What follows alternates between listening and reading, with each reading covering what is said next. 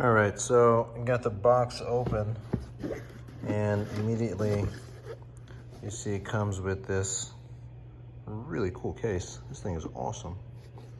It's like a hard shell with some sort of a canvas material. And I think it might be waterproof because of the seam inside this zipper. Really interesting. Very nicely done. Bear with me, I'm trying to do one-hand camera holding and opening up this zipper. Let's see what we got in here. All right, moment of truth. Let's see. Ooh, nice quality. Wow.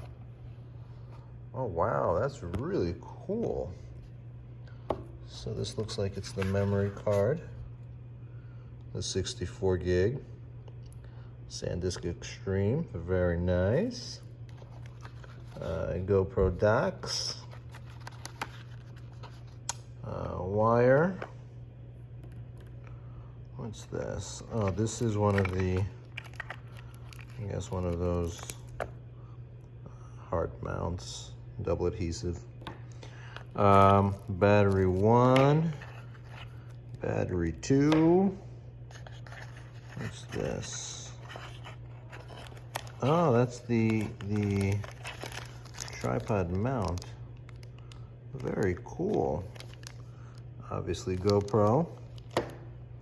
What else? Nothing else there. What do we got here? That's the, oh, that's the slider that goes in. I think this is the buckle, I forgot what they call this, but this goes on in here, or directly you can put this underneath. That's the screw to lock it in there. Anything else in there? Nope, nothing. Empty. Cool. All right, and the camera itself. Let's see how this, oh, nice. Nice. Very cool. I don't know why they have it wrapped in this paper, but nice. Nothing else there.